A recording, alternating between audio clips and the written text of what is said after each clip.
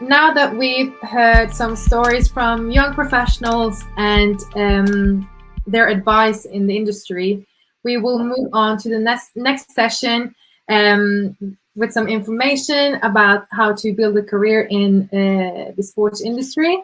And this is with the Employability and Enrichment Manager at Wembley, Simon Fitzjohn. So take it away, Simon. Okay, thanks. Thank you, Celia. Great to sort of be part of this, everybody. So I hope you're enjoying the session, the conference so far today. I think it's invaluable that we are doing something like that. So yes, my name is Simon Fitzjohn. Let me just sort of quickly introduce myself. So I am the Employability and Enrichment Manager for UCFB at our Wembley Stadium campus.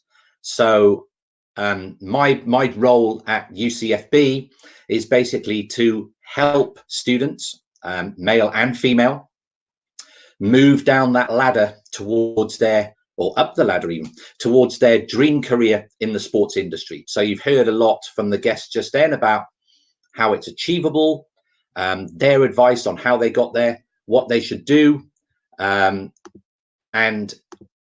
we do that with our team. So we help sort out things like work placement, stuff like that. So one of my colleagues, Ellie, will come on a bit later to talk a little bit about what UCFB do to help students get where they want to go. My talk is a bit more about the sports industry in general. I'll talk a little bit about my background, first of all, because I am in the sports industry at the end of the day. My background is in journalism. So that was what I trained as.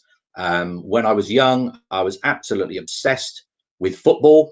If you ask me what I scored in certain exams or what subjects I took at school, I'd really need to scratch my head. If you ask me what happened in a game in 1987, I'd tell you the attendance, the scorers, the referee, sometimes even. So yes, my background is in wanting to be a journalist. I wanted to be a football reporter. Basically, as soon as I knew I wouldn't be any good at playing football or not good enough at playing football, I wanted to stay in the sports industry.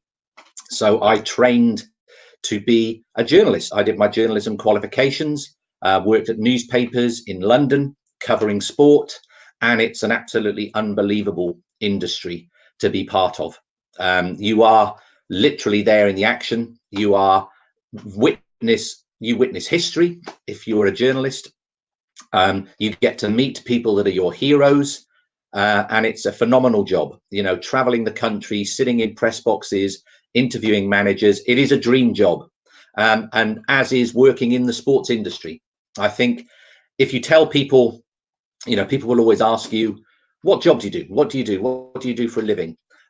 You say to them you work in the sports industry or in football, or for me, when I say to people I work at Wembley Stadium, they think it's cool. And that's because it is cool. You know, every day of the week, if I want, I'm working sat in Wembley Stadium. At the weekends, I go to football games to meet managers, directors, chairmen, to get them to partner up with UCFB and take our students on placement. So, you know, if you're into sport, there is no reason why you can't live it and breathe it as a sort of career. It is an absolutely phenomenal career to be involved in. Okay, so I'm going to ask you a few questions. We're going to sort of kickstart things with a few true or false questions. So hopefully, if you see there is a comments box where you can ask questions on the slides. So if you see there's some dots at the screen where you can type in a question. All I would like you to do at this stage is I'm going to fire a few questions at you. You literally need to type in true or false. Okay, and we'll see how many of you actually manage to get these right. All right, so first question: there aren't many jobs in sport. So there aren't many jobs in sport. Do you think that is true or false? Do you think that's true, that there are not many jobs available in sport? Or do you think that is false, that there are lots of jobs available in sport? Anybody want to type in true or false so I can see some stuff coming up. Let's get you guys involved. I know you've probably been sat listening for the last hour or so. Can anybody type in? Give me some answers. What do you guys think? True or false? Okay. Well, I can tell you what the answer is. So the answer is, if we move on to the next slide, the answer is, I'm getting a bit of a freeze at my end here typically. So the answer is 450,000 jobs. And that is just in the UK. That's not the world. That's not even Europe. That is just the UK. So 450,000 people work in sport in the UK. It is a huge, huge, huge, huge industry that is growing. So the great thing is for you sat there thinking, maybe sport is a possibility for me. The chances are by the time you hit your employment years, whether that be post-school, post-university, there will be even more jobs available in the world of sport because jobs are coming up all the time. I mean, it's fascinating for us at UCFB because we get a lot of guests in and guests from the world of football who have worked in football for many years. So recently, for example, we had one of our guest speakers was Sven-Göran Eriksson. Now, you may have heard of him. He was England's manager, you know, in the earlier 2000s. And he was talking about how when he started out in football, football clubs had literally, you know, 2 members of staff, you know, a manager and a coach, and that was pretty much it. That has dramatically changed over the last couple of decades, which I'll touch on a little bit more down the line. But there are so many more jobs. Jobs are going to exist when you go into work to try and get work that don't even exist at the moment. Okay, don't even exist. So there are plenty of opportunities for you to work in the sports industry if you want to work in the sports industry. If that's your dream, absolutely go for it because it's possible. Absolutely, totally possible. Okay, got another question for you. So next question. This is obviously tailored towards the audience. Do you think there are far more men than women working in sport? Do you think that is true? That there are hardly any women working in sport, that it's male dominated? What do you guys think? True or false? If you can't type comments up on the screen, that's fine. Just chat amongst yourselves. If you're watching as a school, maybe shout out to your teachers or whoever sat with you. Do you think sport is a male dominated industry? A couple of seconds for you to think about that. Think about what the split may be in terms of how many men there are working in sport compared to how many women. Okay, I'll give you the answer for that one. I'll put you out of your suspense. So the answer to that is, if I can get the next slide up, that's how tight it is. Okay, so in percentage terms, 53% male, 47% female. So it's nearly not far off half and half. So if you're thinking, well, you know, I'd love to work in sport, but it's a men's game, it's a men's industry, it's full of men, how am I going to get a job as a woman or as a female? Not true. Absolutely not true. Look at that figure, and that figure is, the balance is changing. If we'd have looked at that 5, 10, 20 years ago, it would not have been that close. Okay, but it has become a much more acceptable and, you know, really great pathway for women, a career in sport. You know, we have a lot of guests that come to UCFB, like the people you saw on the panel earlier, that are females working in sport. You know, we want our female students to have role models, okay? Because when we nearly always speak to our female guests that have succeeded in the world of sport, so I'm thinking about people like Sky Sports presenters or football agents or players even. They nearly always say that when they were growing up 20 years ago, when they were kids and they were telling people they wanted to work in sport, they were sort of laughed at, okay, because there was nobody that they could say, I want to be like that person, okay, because they're doing it and they're a great success. You guys, you have that opportunity now. You can pinpoint all these people in the sports industry and say, I want to be Steph Houghton. I want to be Lucy Bronze. I want to be a chief exec. I want to be presenting on the BBC, you know, because there are already women doing it. Okay, so every possible career pathway within the sports industry is open to you, you know, and that is absolutely fantastic news for you guys. Okay, so I've got one more question for you. So if we can get the next slide up.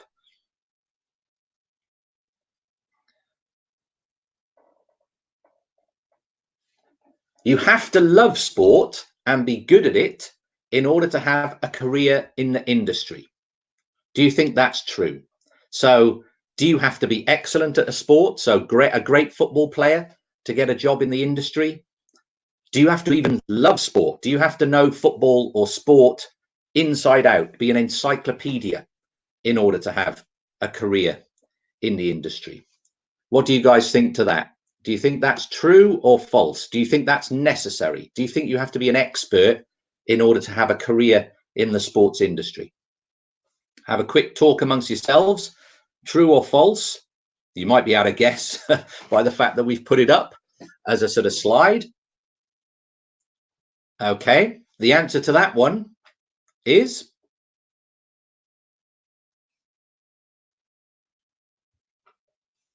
definitely false. Definitely false. I'd already sort of hinted at that myself. I was absolutely useless playing football as a kid. Okay, I loved playing football. I would be there every Saturday morning, every Monday night training, every Thursday night training, every Saturday morning, stood outside the school, waiting to play for my local village team. And that was from under 10s up to under 16s, I think. And I was useless. Okay, I would be a substitute every single game, and I would only ever get put on if we were miles ahead in a game or thrashed in a game. Okay, if a game was in the balance, I had absolutely no chance of getting on the pitch because they couldn't risk me because I was so bad. I loved it, lived and breathed football, but I was useless at it. I knew what to do in my mind, but I couldn't get my feet to do it.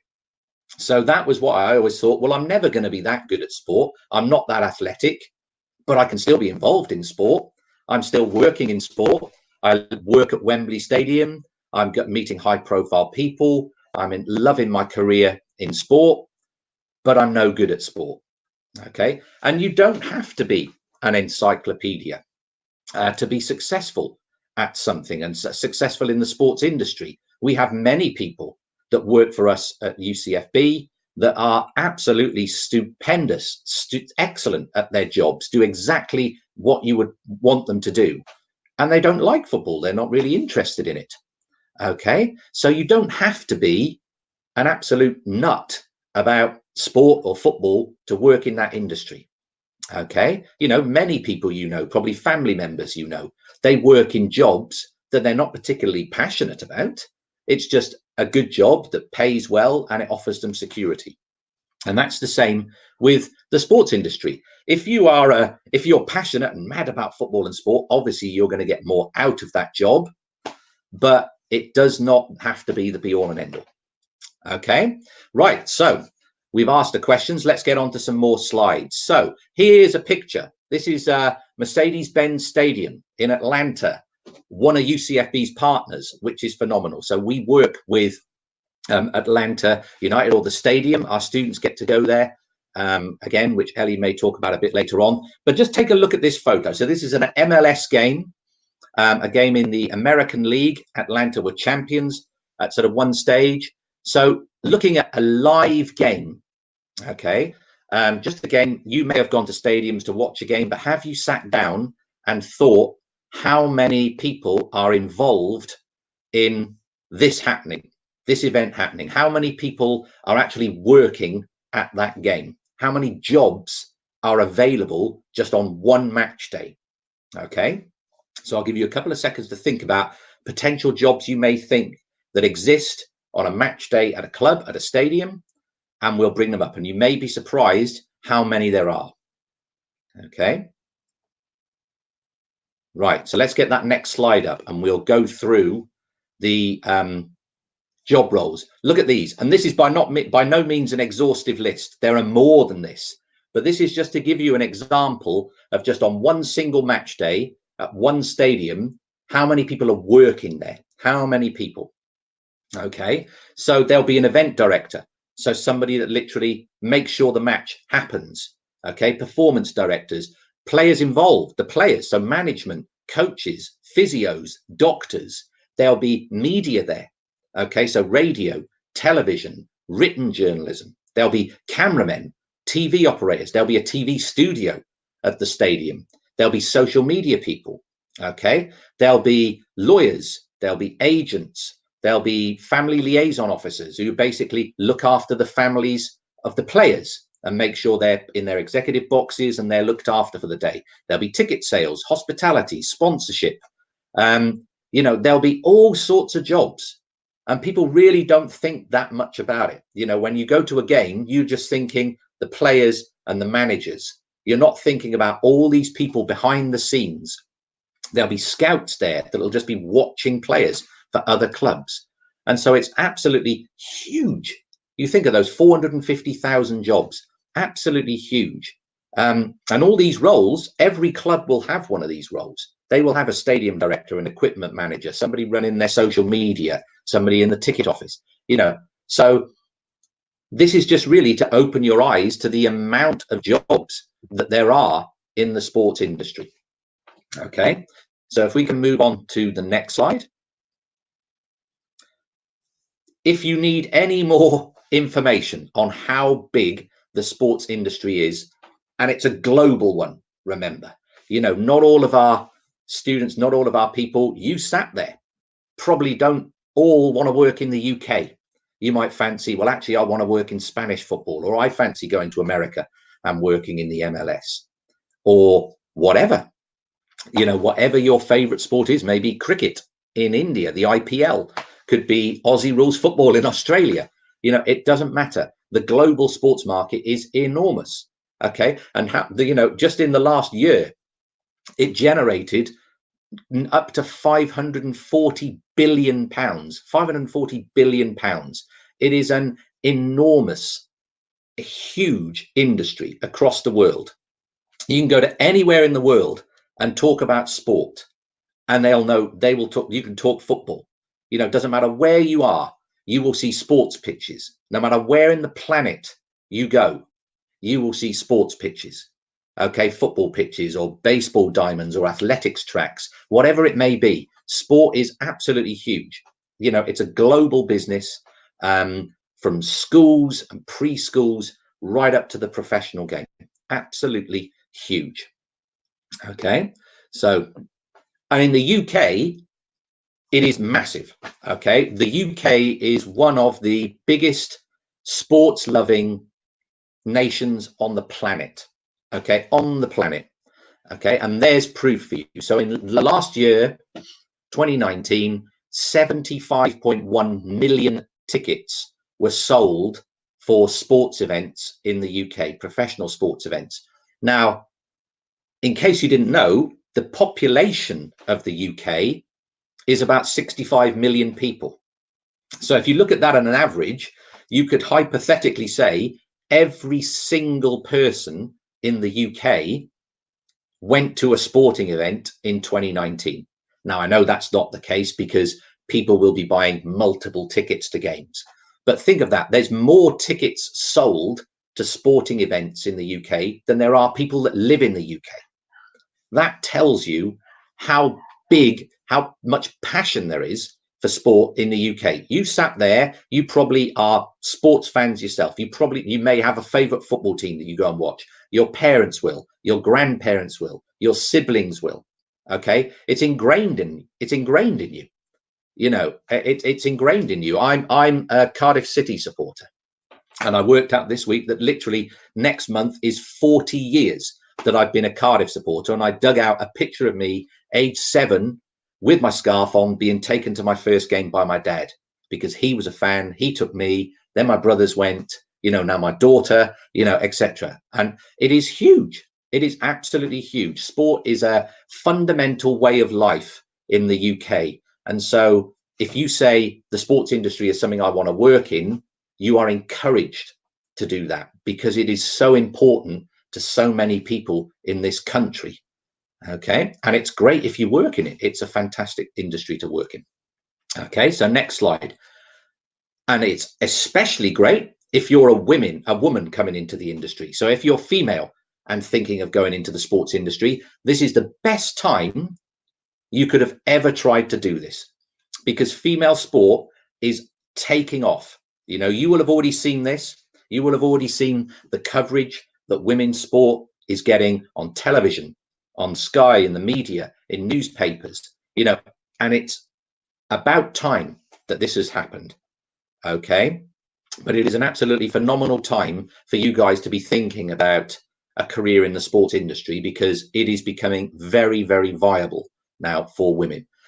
Money is being pumped into the game.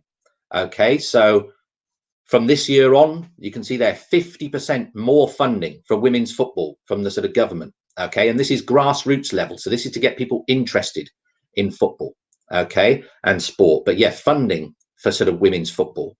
Attendances have gone through the roof. Okay, certainly at the professional games, so Women's Super League and the World Cups. Okay, so you go back to, what is it, 2011, and I don't even think the Women's World Cup had much coverage at all on the TV. Okay, you might have the England games being shown, but that was pretty much about it. You go to 2015, and then last year, what was it, in France? It was wall-to-wall coverage. You know, they're pretty much, you could watch every game on TV if you wanted. I even remember my daughter had a sticker book for the Women's World Cup, a sticker book, you know, and I thought that to me was a huge moment, that you could go into the newsagents and buy women football stickers, you know, which I'd never, you know, never known that before.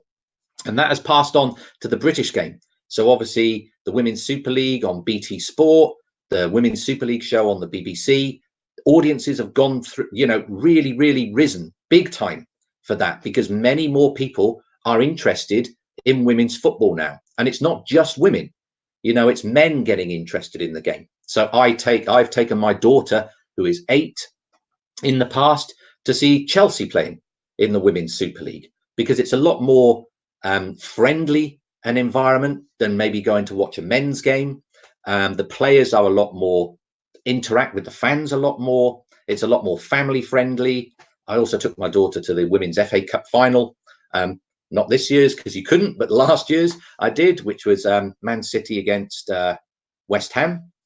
And she had a fantastic time because it was geared up to, and for her to be able to see women playing football on the TV, women playing football in Wembley Stadium, it was an eye opener for her, you know, because she was able to go back into school and say, oh, look at it, you know, and she plays football at school. And it's, you know, the tide is turning. Okay. And the number of women playing football in the UK is just going up and up. So you can see that there, the bottom figure. There are 120,500 registered female football players in the UK. So they're players that have registered with the FA in order to play football at a sort of solid level. Okay. And again, that is a lot more than it was a few years ago. So for you guys to be coming into this industry at this time, or even a few years down the line, that would have gone up again. Okay. We've got the European Championships. The Women's European Championships is in England. You know, you've got the home nations. It's not just England. You've got, you know, Scotland have a good women's team. Northern Ireland, Wales, they're all doing better than they were 5-10 years ago because of the investment and because of the focus on women's sport now. Okay. If you're gamers, that's another side of the industry that you may not have thought of, but esports is now a huge industry. 5 years ago, this didn't even really exist. Yeah, you could get your PlayStation or your Xbox out, you could play FIFA, and you could enjoy it. But now it's a competitive business. Okay, there are leagues, there is money involved. Okay, you can see there, this year, esports is worth about $1.1 billion. And they say in 3 years' time, that will have gone up another $500 million.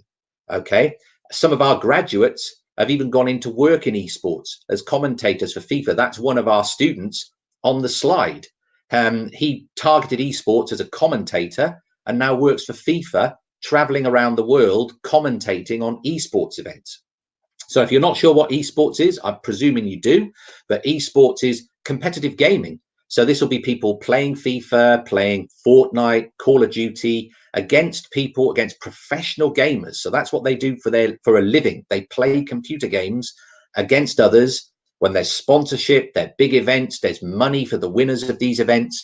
A Fortnite event, I think there was a World Cup of Fortnite last year, and the guy won millions, I think, for winning it, because there was so much media interest and so many sponsors that the money generated was enormous.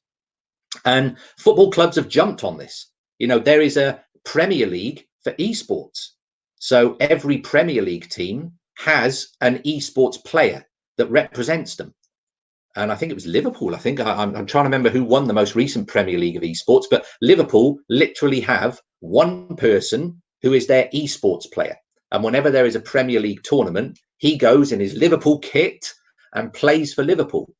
Okay. PSG, Paris Saint-Germain, they have an esports team. Okay. Formula One have just started now. They've now pumping money into esports to play like the F1 games. Wolves have an esports team in China because they are owned by Chinese businessmen and their sponsors. So they have an esports team in China. Okay. Would you believe there are 3,000 professional esports players in the UK? So in the UK, there are 3,000 people that make their living, their job is to play games. Okay. Because it is taken so seriously now. And that is something that 5 years ago didn't exist. And 5 years down the line will be even bigger than it is now. And a lot of our students have gone down that pathway. We run an esports competition at UCFB, for example, where students in Manchester play, students in Wembley play, and then the winners play each other. And we had prizes, and it was a fantastic day. Massive screens everywhere, screening these games, streaming the games so other students could watch them. But again, if you sit there and think, well, actually, I'm not that good at playing football like me, I'd have been all over this when I was a kid, because I'd have thought, there we go. Well, I'm not good at playing football with my feet, but I'm good at playing FIFA with my fingers.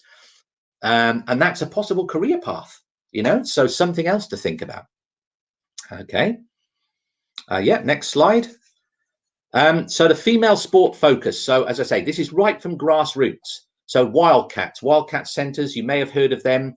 That is the like Saturday morning, Sunday morning soccer schools, you know, for kids. My daughter goes to one in the next village here. Money has been pumped into those. Okay. So the FA have put money in. BT are putting more money into football. So, you know, the number of centres coaching girls has gone up by 42% in the last year. In the last year, they're practically double the amount of academies for female players. Okay. Football is by far the biggest sport for women in the UK. Okay. There's a lot that play rugby as well. England rugby teams have been very successful. The England cricket team has been extremely successful, but football is still the bread and butter. Okay. So 3 million people play football. Okay. The numbers watching on TV are going up. As I said, more than 2 million people watched that FA Cup final that I told you I took my daughter to, Man City against West Ham. 5 years ago, if you'd have said there'd be more than 2 million people watching a women's game on TV, you'd have been laughed at. Now people take it as the norm because there is so much more interest in women's sport. And the Super League is evidence of that. So the Women's Super League, Barclays have come in as sponsors for that, paying £10 million to sponsor it. Before they didn't have a sponsor. Now they do. A really big name, Barclays, lots of money being pumped in. And if you follow women's football at all, you look at the Women's Super League and the players that are coming into the Super League now. You know, I've seen clubs like Tottenham bringing in, you know, Morgan from America, you know, America's record scorer, America, the world champions in football, you know, the biggest nation that plays football on the planet, probably, in terms of the number of women playing it. Their top scorer is now playing in the Women's Super League for Tottenham. You know, you've got Mia Dama at Arsenal, who's like the top scorer in Europe, a Dutch player. You know, the big names around the world in football women's football are now coming to the UK or coming to England because it's the place to be. It is the place to be. It's a growing industry that is only going to get bigger. You're getting the Premier League teams now, Tottenham, Arsenal, Everton, Liverpool, Man City, playing their games at the main club stadium. So Tottenham playing games at the Tottenham Stadium, you know, Arsenal at the Emirates, Man United's women's team playing at Old Trafford. You know, this would never have happened years ago. And so for you, it's unbelievably exciting for you sitting there if you're thinking, I want to be in sport in the future, because, you know, the world is very much your oyster in terms of sport. Next slide. Yes, so this is just to give you some sort of facts and figures now, just on how big football is in the UK. So the Premier League, absolutely huge. You all know what the Premier League is. Billion-dollar industry, watched all around the world. Every club in the Premier League in the sort of season before last generated £270 million. That's through tickets, TV rights. You know, it is enormous. You can go anywhere in the world and people will tell you who's top of the Premier League, or what teams are in the Premier League, or what managers are in the Premier League, because it is the biggest league on the planet. Okay, so yeah, it's a sort of a world leading industry. Next slide. And that's not just the Premier League. Okay, all down the levels of football in the UK.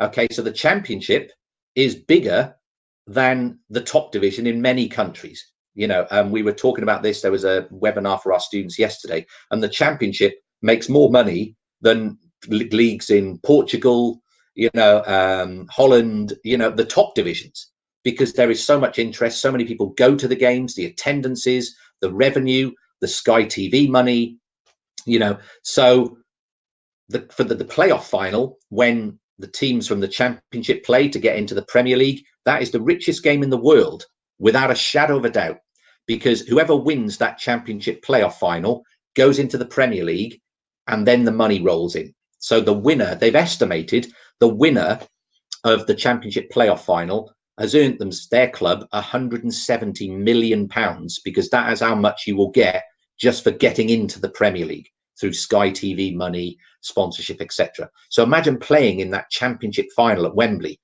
Imagine how the chairman and the people who own these clubs think when they're sat there thinking, if we can just win this one game, we will get £170 million. And that tells you just how big football is, even outside the Premier League, because there is so much passion for the sport here in the UK.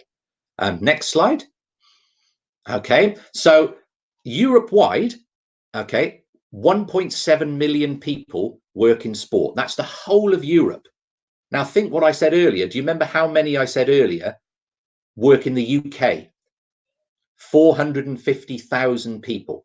So 450,000 is pretty much, you know, more than a quarter of that. So for the whole of Europe, France, Germany, Spain, Holland, you know, all these countries, Italy, a quarter of the people that work in sport in Europe just work in the UK. Okay, so that's why you are in the place to be if you want that career. Okay, 40% of the people that work in sport have got extra education. Okay, so everything that you're listening to here and that you'll listen to from Ellie, this is pushing you down the path to that dream job. Okay, there we go again. Look, to hammer it home, 450,000, and that number is only going to go up because more openings, more businesses, sport becomes bigger, more roles. Okay, there are more than 1 million coaches in the UK and practicing. So the people that week in, week out are coaching, you know, in some shape or form, whether it be Sunday league or schools or academies or professional teams, more than 1 million. Okay, so it doesn't matter what role in sport you're sat there thinking about, whether it be, I want to work for Sky Sports, I want to be a coach in an academy, I want to be a finance director, I want to be the CEO, I want to own a club. Why can't I own a club? Okay, you know, that's happening. Clubs there that now are female execs are sort of becoming more of a thing, and that's fantastic. So that's hopefully, guys, given you a bit of a boost in terms of if you're sitting there thinking, well, I'm not even sure I could make it in the sports industry. Is it even for me? Is it even for women? It absolutely is. Okay, and that's what we will do at UCFB. We will help you down that path. And Ellie's going to come on, my colleague, and talk a little bit more about how UCFB help you get up that ladder into your dream job. So Ellie, you can take over for me. Great, thank you, Simon. Nice to speak to you, everybody. And I hope you've had a really great time listening to the female speaking. I know that I really enjoyed listening to them and finding out about their careers and how they've actually maybe faced some challenges or the best things that they've found in their careers, and also then listening to Simon about actually how many jobs there are in sport. So I work as part of the Future Students team. So my role is to go around schools and colleges, talk to students about the next steps. I appreciate we have some UCFB students listening to us now. So this last 5-10 minutes will just be more directed to the college and the school students. But yeah, my role is just to talk to you about the different opportunities available to you. And I guess the ending for this conference is, if you liked what you heard and you're actually maybe inspired to think about sport in a more serious way as of a career, you're probably thinking, oh, that's great, but actually, how do I do it? So I'm going to talk to you about what we do at UCFB. And obviously, there's over 375 different universities that you can go to. So please do have a bit of research, find out maybe what's right for you. But we will just go through our parts and who we are as well. Once my computer starts to go, please by all means fill some questions in the speaker chat, and I'll hopefully be able to answer you as well. So these are our degrees that we do at UCFB. So Simon briefly mentioned that he works at Wembley, but we also have a campus up at the Etihad. So if anybody is from the north or actually fancies living up in Manchester, maybe your favourite football club is Manchester City, so that is a dream for you to learn inside of a stadium, then there's 2 choices for you. But we sort of split our 13 or 14 different degrees into 4 different sectors. The media and marketing, so maybe we're looking into, you want to work as a PR director, you want to be a campaign manager, or maybe you want to create some content for social media pages, maybe a bit like Georgia was saying about working for BT. Loads of different things. Coaching and PE. We have 3 different courses around football, coaching and manager. So pretty much what it says on the tin. You want to become the next Hope Powell, or maybe you think, actually, I can do a better job than Phil Neville with the England ladies team. You can become a talent development coach, a PE teacher, or even create your own business on our sports business and coaching program. We also have business and law. So if you're thinking actually you might quite like the numbers side to it, or actually the legal side to sport, all the laws that we follow in sport have to come from a governing sort of body. They are in place for maybe our own safety or to make sport fair. We think about like doping in athletics. There's always going to be a business team and a legal side to every football club, every hockey club, netball club, any sort of sports institute or organization. There's going to be a business group behind it and how they actually drive the club bigger and bigger. So it may be like Julia was saying about looking at data and actually how Formula One is looking more at the data and consumers and all that sort of things to make more money. And then finally we have our event side. So if maybe you like the idea of organising the football matches like we saw at Atlanta, the Mercedes-Benz Stadium, or if you've been to the FA Cup finals, who actually puts those events on? Who actually organises it? How do the players get there? Or how do we get 90,000 people in to the stadium? That's all a part of the events side. So you can have a look more about our courses. I know I need to be quite brief, but you can have a look online as well about more about our courses. Having a look at our industry partners, so sharing the building with, sharing Wembley Stadium with the FA. We do have a strong partnership with them where we send out a lot of our students, and also with the National League. So sending out, I think we've got about 68 different teams who our students go in, day out, sort of getting that work experience, and the work experience that the girls were talking about at the start, how invaluable that is. So we want to use our industry partners to help promote that and sort of help you get that experience that you need for the next step. And I think the most important part of the job and the next step after you've actually graduated is your CV. So hopefully you at school or college have started looking at your CV and actually how important it is. And again, like the female said at the start, if you can get as much experience and as much networking, as much opportunities on your CV, it does help with a lot of jobs. So we want to make sure that you leave your degree with a CV that speaks volumes of how much you've actually done. So things like football coaching badges. I think some of our students are up to UEFA B or C now. You could do match commentary workshops with ex-commentators and having that experience of people listening and talking to people in the industry on how to actually commentate a live fixture is really cool. You could do agent training. You could do things like create your own business. You could understand Photoshop if you want to work in the marketing area. You could learn a new language. Sport, as we know, it isn't just an English speaking game or industry. So if you want to travel around the world, having French lessons or Spanish or Italian, it's going to really help you. And as well as public speaking skills. How do you actually talk to people when you network? How do you actually get that confidence to go up to somebody and say, hi, how do I get into the industry that you're in? How do I become you, basically? And how do I get into your industry? We do also have the work experience and the placements that we send out to our students. And this is just an example of recent areas that we've gone into. So you can see it's not just football. I know that UCFB football is in the title and a lot of our degrees maybe have football in it, but we don't always say that you have to work in football. You don't want our students to do football all the time.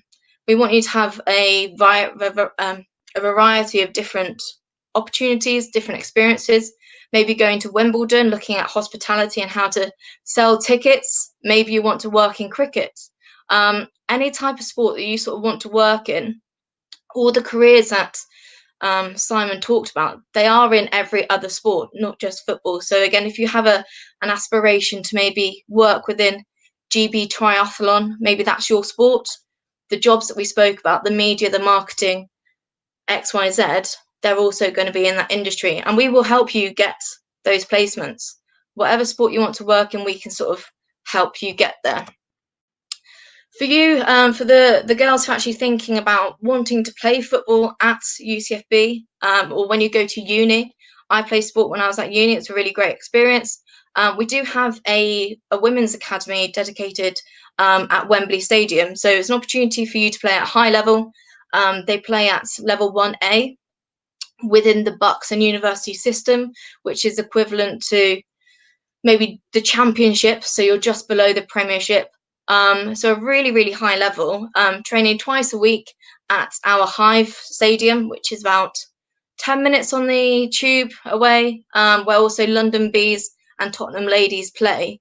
And also being in a stadium where actually you're integrating with these championship level teams and women's super level teams is great for you to maybe, who knows, you can meet the coaches, you could meet some of the players, get an interest of actually, how do I actually start playing at that level? So it's a good opportunity if you do want to continue to play football, then you can do so, and then we will help you with the playing side and also the academic side to make sure that you can juggle the two as well. Finally, just looking at some of our graduates, wanting to make sure that obviously you will get to where you want to go to after your degree. So having a look at graduates is really good. So we've got the likes of Leanna Littleton, who does radio presenting at Wembley Live. So if you go into the stadium, you can listen to the radio station and listen to her talk. Lippa, youth board member, she also created a podcast while the Lionesses were away in France for the World Cup, I believe. She went over there. Amy O'Connor, graduate, works at Watford FC.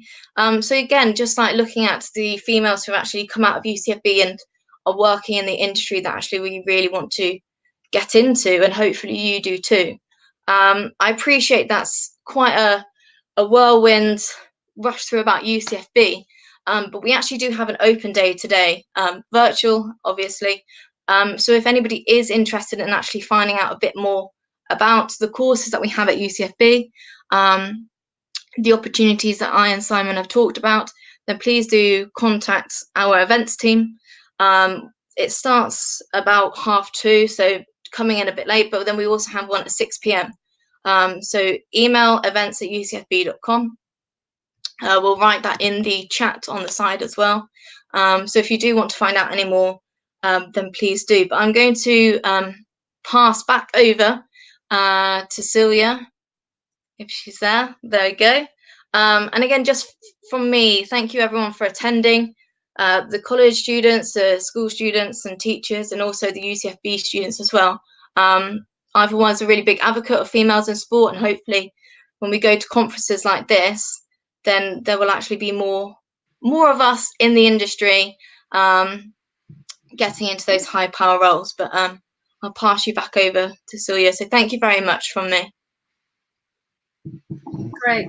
And thank you, Simon and Ellie, for the insights and information. And I hope you all that listened are ready to dive into the industry of sports.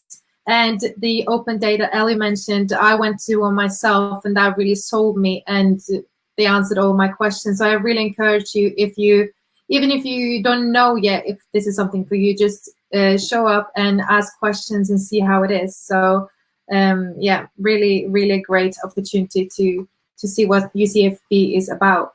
Also, again, a great thank you to all of our speakers. So great to hear about the experiences, their journeys, and their advice. And if you want to find out more about UCFB and the opportunities available for you, then you can email study@ucfb.com. It will probably be in the chat as well. Again, study@ucfb.com. Any questions or inquiries, just put it there.